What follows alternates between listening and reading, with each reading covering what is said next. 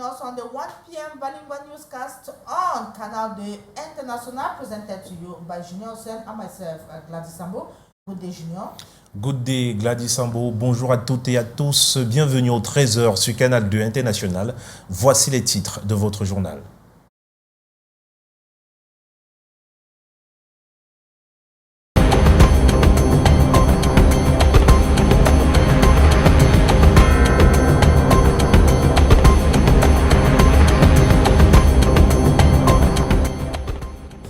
« 25 cas de choléra et un décès déjà enregistré dans la région de l'Extrême Nord. L'alerte vient d'être donnée dans cette partie du pays. Une vaste sensibilisation porte-à-porte est en cours depuis quelques jours pour limiter la propagation de la maladie.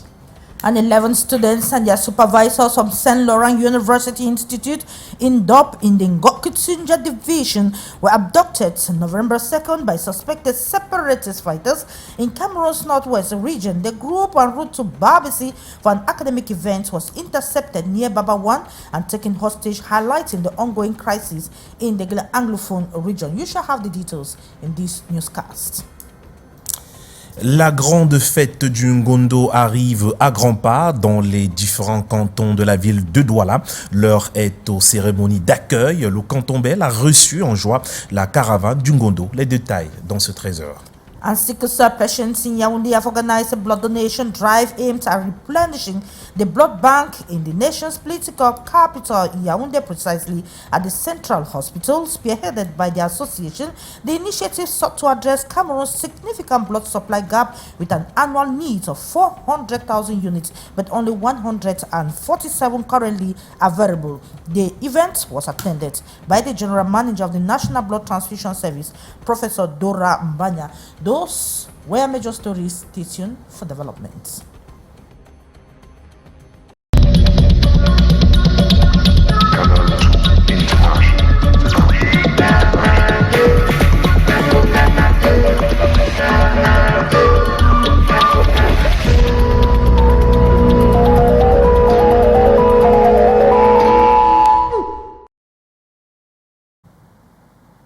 Thanks for joining us once again. You can equally watch us on our social media handles, Facebook and YouTube. But then we begin with the reports, or we begin the newscast with reports from the far north region of Cameroon, precisely talking about cholera. Eh bien, le choléra est de retour dans la région de l'extrême nord. À date, 25 personnes sont porteuses du vibrion cholérique. Un décès, dont un enfant, vient d'être enregistré. La promiscuité et l'insalubrité sont pointés du doigt comme facteurs aggravants de cette épidémie. Eh bien, pour éviter la propagation de la maladie, l'autorité administrative du Diamaré fait du porte-à-porte à l'effet de sensibiliser les populations à plus de rigueur dans la pratique de l'hygiène. Les précisions avec Monique Naoussi Fosso sur les images de notre correspondant Aminou Alioum. Des denrées alimentaires vendues à même le sol, de la viande exposée à la merci des mouches dans ce marché de Marois. C'est le décor de ces espaces marchands au moment où sévit le choléra dans la région de l'extrême nord. Ça va tomber malade. Cherchez un plastique transparent, vous ouvrez quand le client arrive, on ouvre, on fait le client, il s'en va. On ne peut pas avoir les Dimanche soir, 25 cas ont été répertoriés ainsi qu'un décès. Pour réduire la propagation de cette maladie, le préfet du Diamaré, Jean-Marc Ikwambarga, et son état-major sillonnent ces espaces de forte concentration humaine et effectuent du porte-à-porte dans les quartiers et industries agroalimentaires de fortune, à l'effet d'appeler les uns et les autres à plus de prudence. Ça avance au jour le jour. Nous devons donc sensibiliser les populations pour qu'ils commencent à prendre des mesures barrières pour éviter de contacter la maladie, soit pour soi-même, soit pour ses voisins.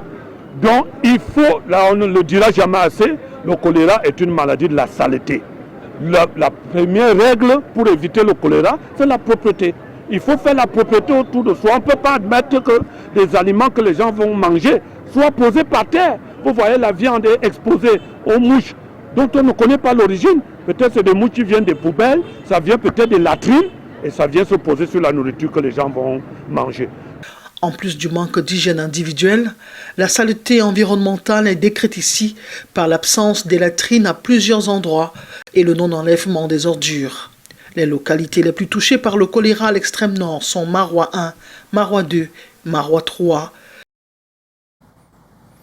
Autre sujet à présent, le processus électoral en vue de la désignation du modérateur de la Presbyterian Church in Cameroun a débuté déjà le week-end dernier et s'achève donc ce lundi matin. Ce lundi, on va dire ainsi, il est question de désigner les responsables de l'Église pour les 10 prochaines années. Les détails avec Corinne Jovial Tassonquin, David Sanjo et Thierry Nana. Tous anciens d'église et dignitaires de la Presbyterian Church in Cameroun, ils ont un seul et même objectif, ne pas voir sombrer l'église en cette période de tension dans la maison de Dieu. Le renouvellement de la hiérarchie de l'église donne l'occasion à ce groupe baptisé Trust House d'appeler à une élection responsable. C'est désormais le pic de nos activités et notre mission est de restaurer la sincérité et la clarté dans le processus électoral. Il faut transmettre spécialement le message aux électeurs qu'ils doivent voter en toute conscience. Le mandat qui arrive à expiration n'a pas été rose. Modérateurs et pasteurs se sont éloignés de la spiritualité. C'est le moment de dénoncer. De plus en plus, ils ne se comportent pas comme des pasteurs. Ils se comportent comme des personnes qui se trouvent dans des bars. Leur action, de plus en plus, ne reflète pas la spiritualité. Si c'est comme cela qu'ils comptent continuer, nous pourrons même les traduire en justice si c'est nécessaire. Des actes certes impunis, cela ne décourage pas les chrétiens. Nous sommes des protestants. Nous avons par la tradition l'art de contester ce qui est mauvais de façon ouverte. C'est notre tradition. La crainte de voir la situation s'embraser explique l'alerte. Quand l'église est en feu, si tu restes à l'écart, tu encourages l'incendie, ce qui n'est pas bien. Nous ne voulons pas des personnes élues, pourtant elles ont des ambitions cachées, des actes contraires à la position de l'Église. Nous n'encourageons pas la destruction de la PCC. La désignation du nouveau modérateur de la Presbyterian Church in Cameroun est prévue le 18 novembre. Les délégations sont attendues à Buea. De la santé dans ce 13h, les besoins en sang au Cameroun s'élèvent à 400 000 poches par an. Seulement 147 000 poches parviennent à être collectées, dont les 473 formations sanitaires suivies par le Centre national de transfusion sanguine. Pour combler le gap de plus de 200 000 poches, la société civile s'implique dans la collecte. Les détails dans ce reportage signé Joël Diom 3, Serge Alain Zibo. Si pour le commun des Camerounais, seule une complication sanitaire peut imposer une transfusion sanguine, pour les drépanocytaires, c'est une nécessité pour leur survie. Les patients drépanocytaires ont besoin de sang au moins une fois dans leur vie, ils ont besoin d'une transfusion sanguine. Face à la pénurie qui se chiffre à environ 200 000 poches de sang par an, des associations telles que Convergence Drépanocytose, Drépaketia et plusieurs autres ont initié une collecte ce 16 novembre à l'hôpital central de Yaoundé. Nous donnons l'occasion de contribuer aux réserves de la banque de sang. Objectif atteint, on l'a même dépassé. De la prise des paramètres aux dons proprement dit, de nombreux Camerounais ont répondu favorablement. Un peu compliqué pour moi de réussir à le faire, mais après, je me suis sentie soulagée, bien de pouvoir aider, sachant que mon sang pouvait sauver une vie. Le Centre national de transfusion sanguine apporte sa caution technique. Chaque fois qu'il y a quelqu'un qui peut prendre l'initiative pour promouvoir le don de sang, autant que possible, nous sommes derrière pour toujours accompagner. Un seul don de sang peut sauver la vie à 3 enfants drépanocytaires.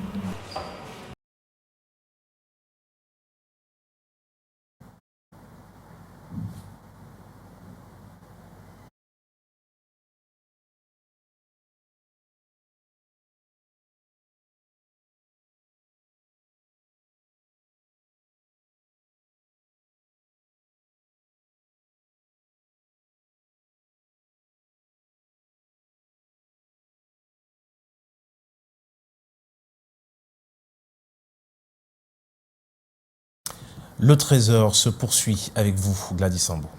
Yes, we take you directly to the northwest region of Cameroon, where 11 students and their supervisors from the St. Laurent University in Ndop in the Ngokitundia division of the northwest region of Cameroon have been abducted by suspected separatist fighters. They were en route for Babisi for an academic event when the incident occurred. Let's have the details with Sherifa Saleh. 11 students and their supervisors from the St. Laurent University Institute in Ndop in the northwest region have been missing since November 2, 2024. Sources confirmed that the group on their way to Babisi in the Ngoketunja division for an academic event was intercepted by armed men believed to be separatist fighters. It is believed the abduction occurred around 10 a.m. near Babakwan, where the victims traveling by motorcycle were stopped, taken hostage, and vanished into the bush. Despite urgent calls for their release, there has been no word on their whereabouts. Local sources speculate that the kidnappers may be demanding a ransom or using the incident for political leverage.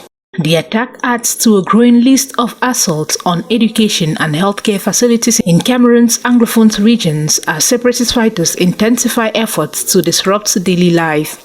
According to the United Nations, more than 700,000 children have been deprived of education since the conflict began, while health services are also under increasing threat.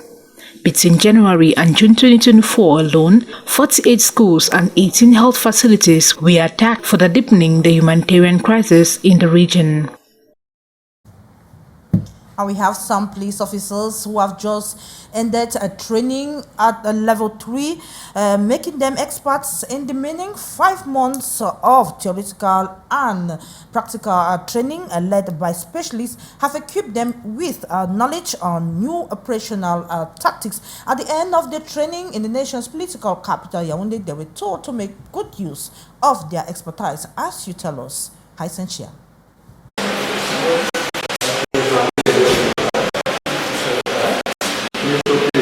A demonstration of an improvised explosive device demining operation. The trained experts on hand to intervene. This required extreme concentration and perfectly synchronized teamwork. It is mission accomplished as they are now ready to face the threat. This is the first contingent of the training cycle, which lasted for 5 months. 25 officers followed this initiation level training in demining. All personnel were from the Special Operation Group and the Central Command of the Mobile Intervention Group. 19 passed the level, with 12 selected for level 3, which ended on November 14 in Yaoundé. This group has completed all stages and will be deployed in antennas installed in the country's 10 regions.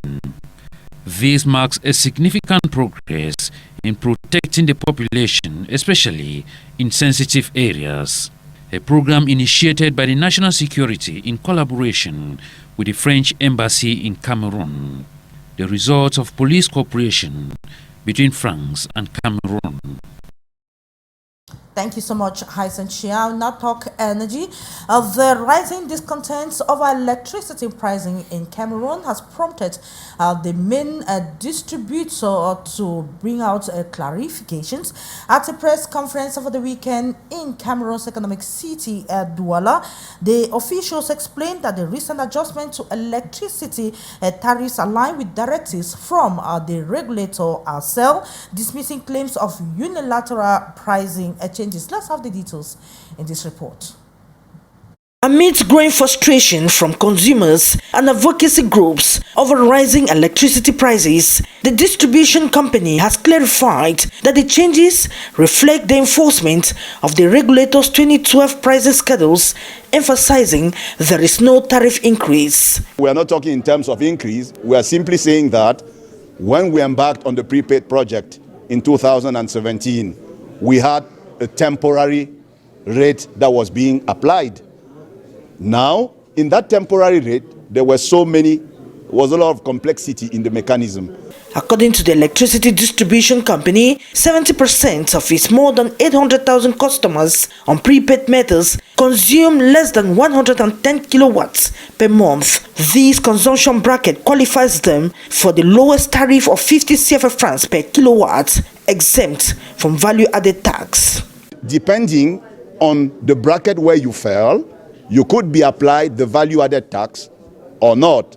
And that was done in two times. First of all, VAT was not applied for customers up to 110 kilowatt hours. The slot on which the value-added tax was applied moved from 110 maximum to 220 maximum. And then above applied the value-added tax. At a press briefing November 15 in Douala, the company highlighted the importance of understanding energy usage and consumption brackets, particularly for customers using prepaid meters. What the customers need to know now is that at the end of every month, we do a reassessment of your average consumption, and depending on where you fall, you are going to be billed accordingly from the first kilowatt hour that you bill. They added that under the revised rate, 92% of prepaid customers will experience either stable or reduced electricity cost, and the remaining 8% have seen an increase due to alignment with the 2012 tariff structure, which differs from the provisional rates they previously paid. And we now move to culture, talking about the General Assembly of Ngondo that took place over the weekend. Junior. Exactement, l'Assemblée générale du Ngondo vient de s'achever, en tout cas c'est achevé, c'était hier en après-midi dans la ville de Douala. Du côté de la Maison de la Culture Sawa, il a été question pour les acteurs de tabler sur le déroulé de la grande fête de la culture Sawa qui aura lieu dans quelques semaines. Les précisions de cette assemblée dans ce reportage réalisé avec la contribution de Marus Kwesso. Faire de la caravane du Ngondo le carnaval de Douala est l'une des ambitions majeures conclues à cette Assemblée générale du Ngondo, tenue ce 16 novembre 2024 à la Maison de la Culture Sawa. C'est l'Assemblée générale consacrée essentiellement à la fête du Ngondo.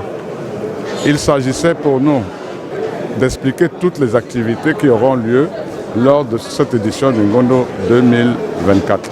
Au menu des discussions ce jour, la mise en musique de toutes les innovations de cette édition. Le carnaval surprend parce que le thème du Ngondo, qui est Djadjongwanele, qui signifie la solidarité. Et en cette solidarité, on peut voir le vivre aussi. Et c'est pour ça que le carnaval va s'ouvrir. Si ça se passe bien, on se dirigerait dans ce sens.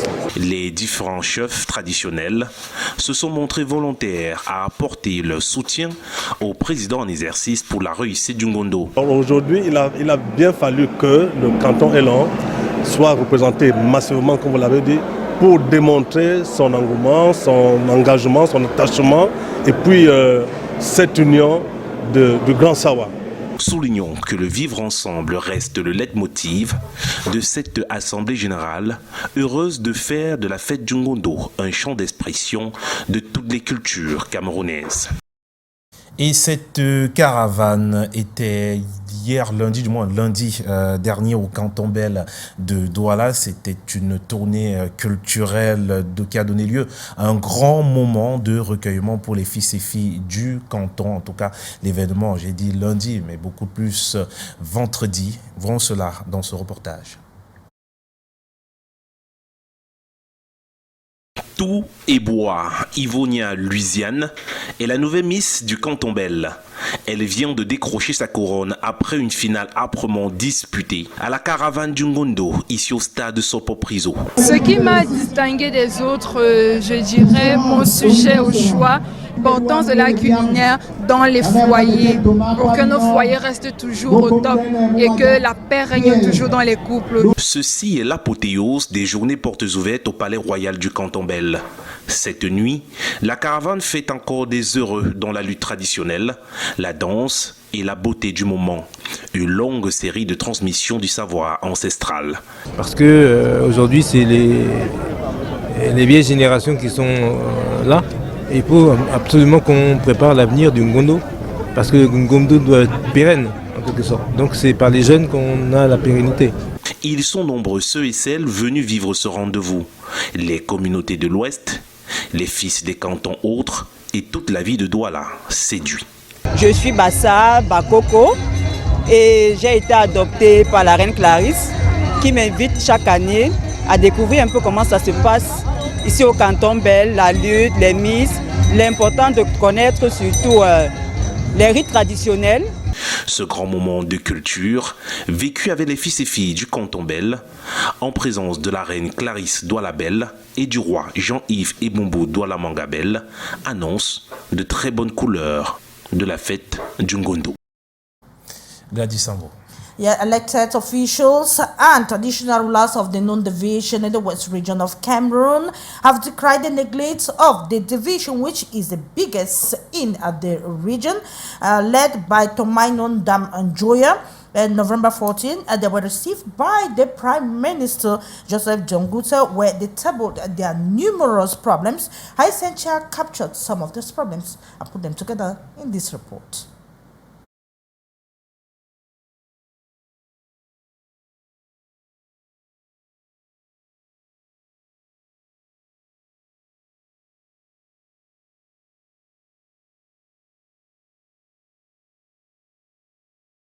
It is a powerful delegation from the Nun Division, West region of Cameroon, consisting of mayors, members of parliament, regional and municipal councillors and traditional rulers, here with key issues to seek a way forward with the Prime Minister head of government, Joseph Dion Gute. Led by Tomainon Dam Njoya to the Star Building, the elected officials decried the neglect of the division. Le grand département qui est plus que We represent more than half of the West region, but our division is the most enclaved. Only about 3% of our roads are tarred, but we have 4 toll gates. This is too much for a division without roads. Alors que nous n'avons pas de route. The elites equally indicate that by their virtue of closeness to the northwest and southwest regions, they harbor over 20,000 internally displaced persons, and as such, there is need for additional resources to better cater for them.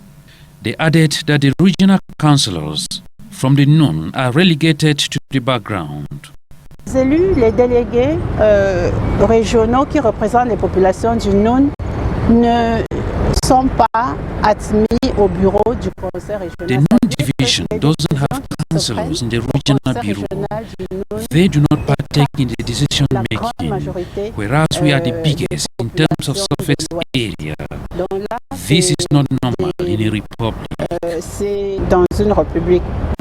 And among the list of problems tabled to the PM on November 14, 2024, is a demand for the reopening of the Kutaba airport to ease transportation in and out of the division.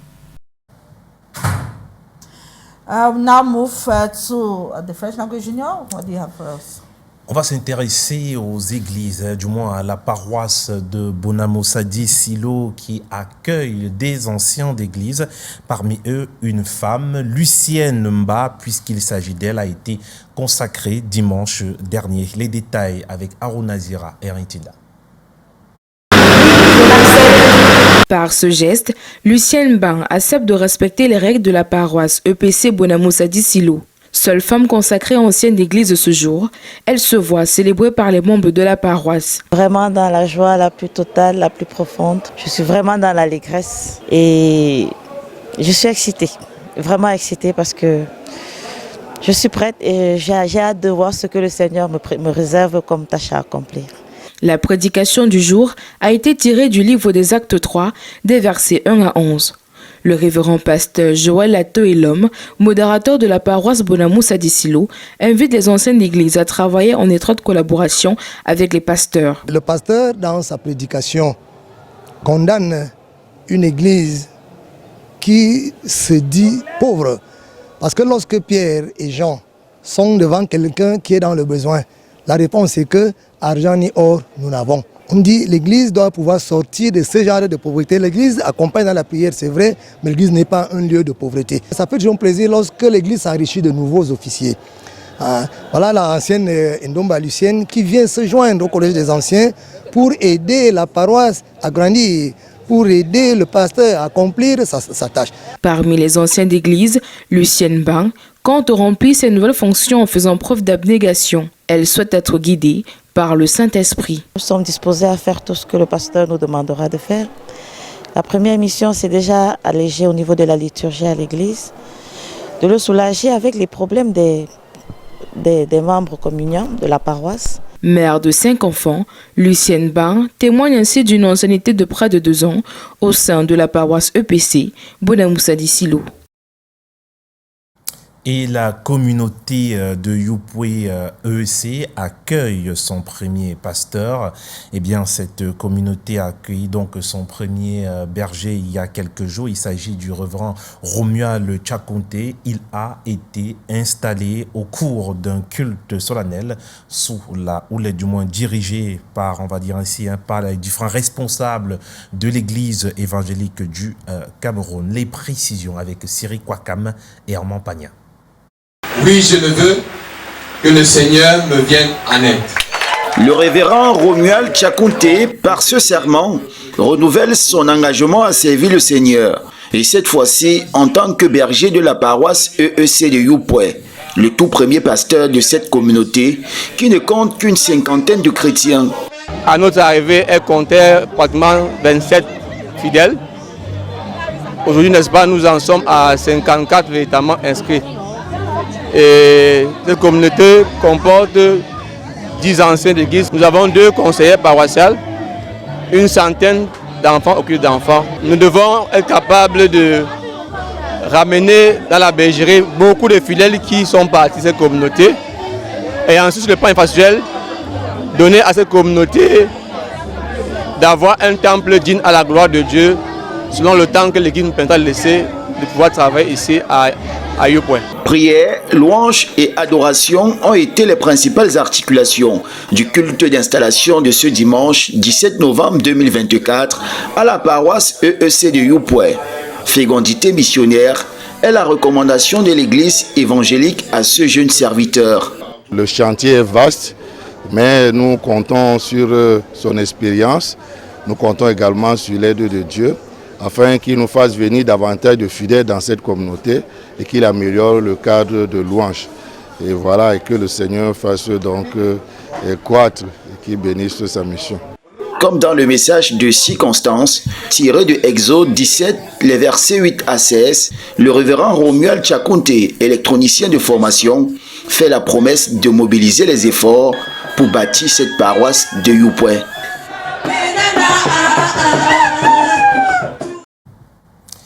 Eh bien, Gladys Sambo, c'est la fin de ce Trésor sur Canal 2 International.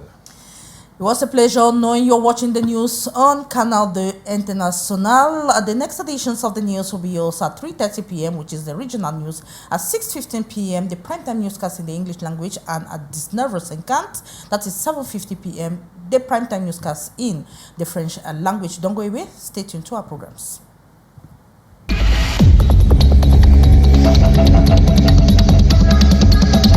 Canal 2 International.